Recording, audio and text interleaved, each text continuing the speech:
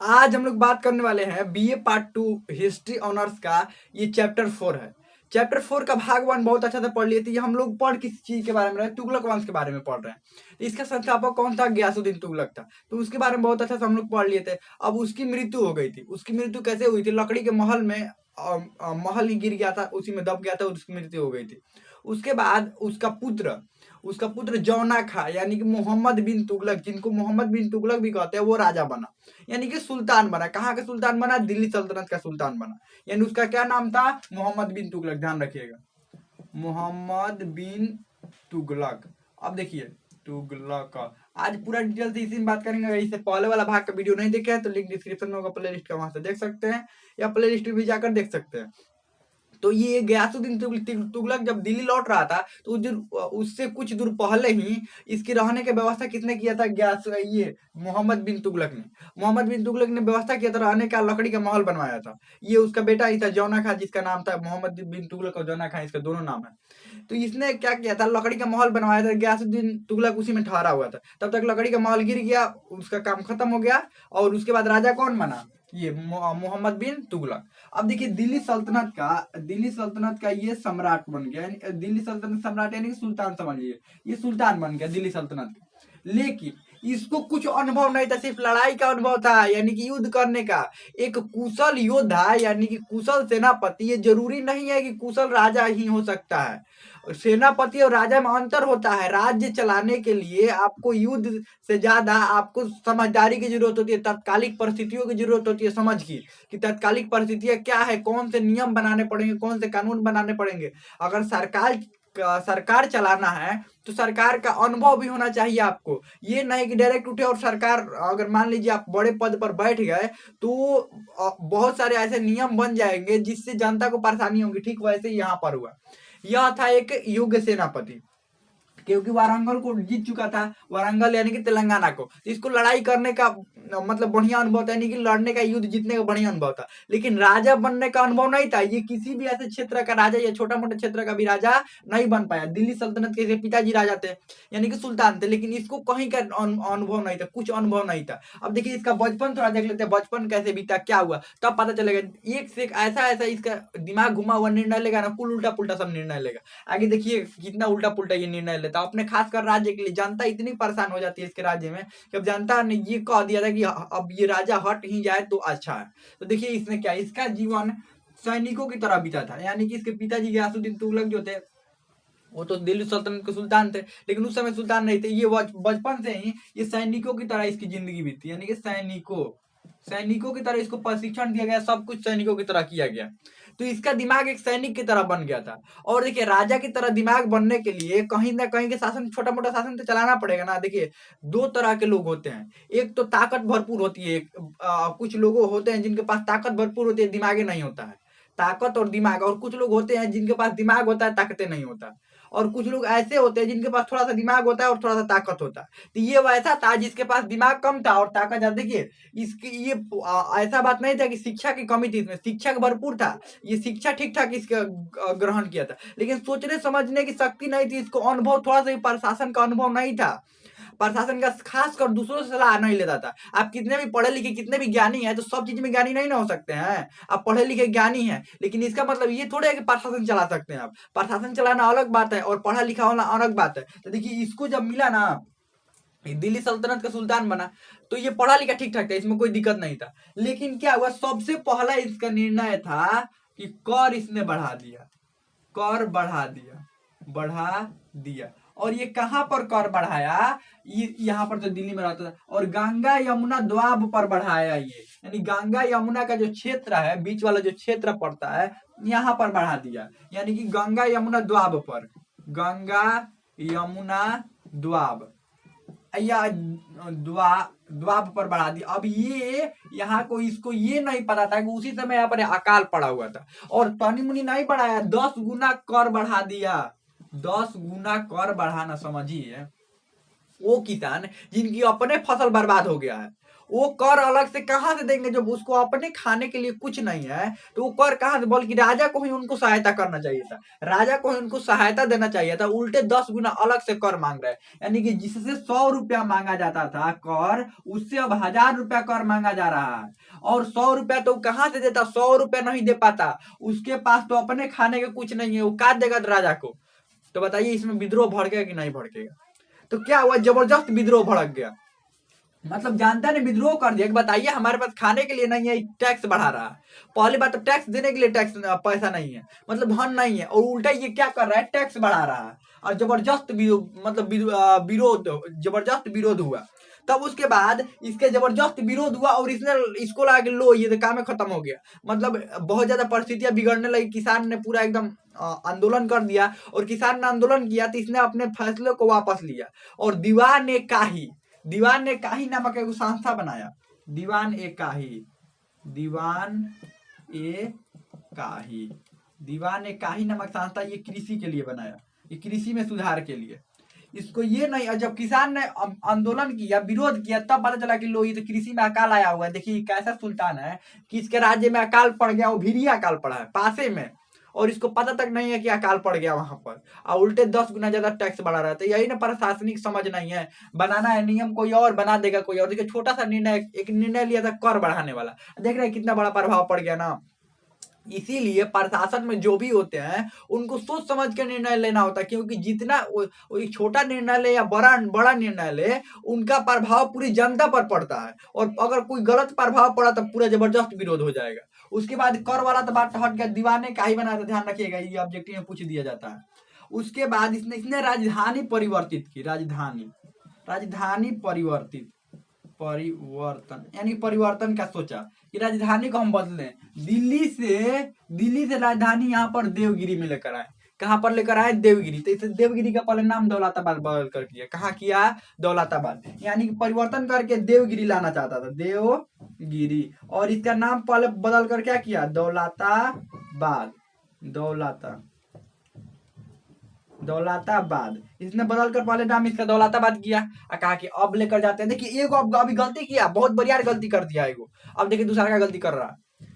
इसने क्या किया कि पूरे राजकाज सहित पूरा सब, देखिए राजधानी का मतलब पहले समझ लीजिए क्या होता है। वर्तमान समय में भी भारत की राजधानी कहाँ है? नई दिल्ली है।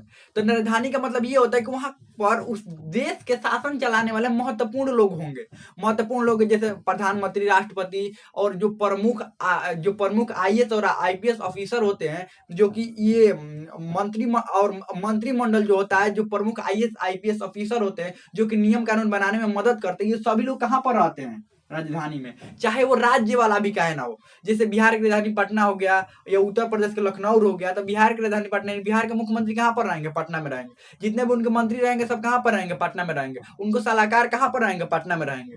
तो इसीलिए राजधानी बनाया जाता है कि वहां पर जो शासन के प्रमुख लोग होंगे ना, वहीं पर रहेंगे।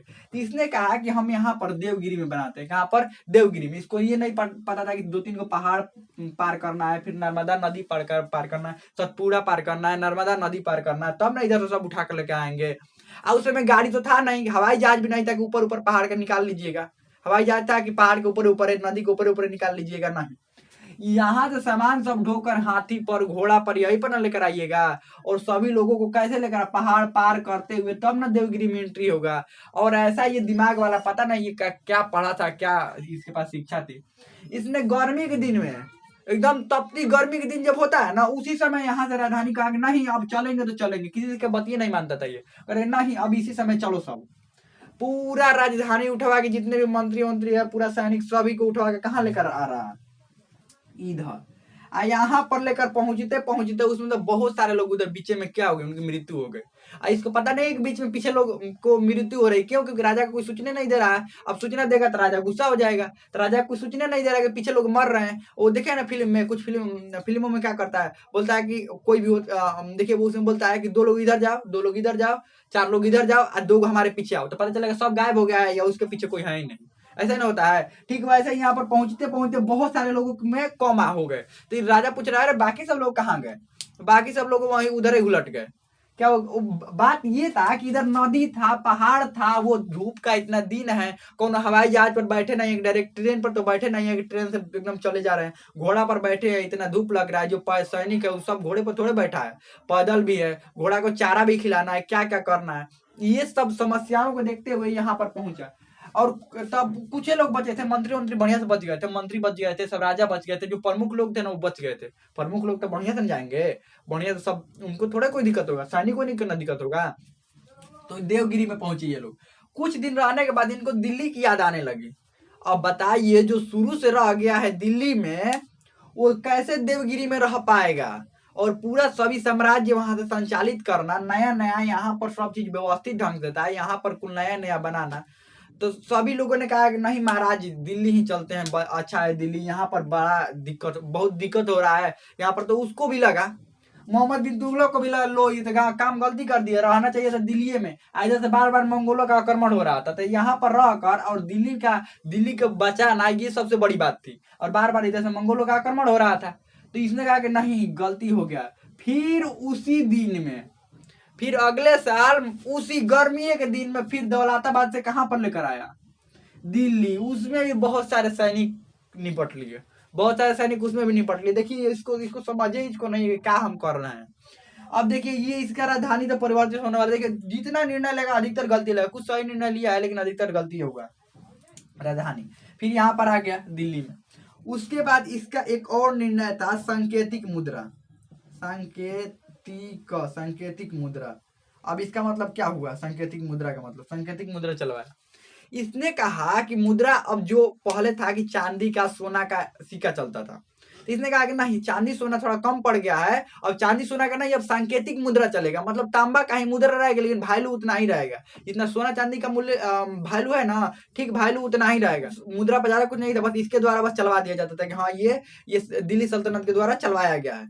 अब ये दिक्कत ये हुआ ना यहाँ पर सांकेतिक मुद्रा के, जैसे भारत सरकार पैसा चलाती है ना, सिक्का, सिक्का देखिएगा, तो सिक्का जो होता है वो उस पर इतना डिजाइन बनाया रहता है कि कोई बारीक से बारीक भी करे तो नहीं बना सकता है। देखिएगा भारत सरकार का वैल्यू, पैसा का, सिक्का का थोड़े वैल्यू होता है, उस पर जो भारत सरकार का मुहर लगा होता है उसका वैल्यू होता है, जो चित्र बना होता है उसका वैल्यू होता है। 1 रुपया का सिक्का को अगर उतना चित्र, उतना गहराई से बनाया गया रहता है कि उसको कोई बना नहीं सकता, बनाएगा तो बहुत मेहनत लगेगा, ठीक है। तो ऐसे इसका वैल्यू होता है। ठीक वैसे ही क्या हुआ कि उसने तांबा पर ज्यादा कुछ नहीं बनवाया, उस समय तांबा का जो चलवाया वो ज्यादा कुछ नहीं बनवाया, उसका वैल्यू बहुत बढ़ा दिया।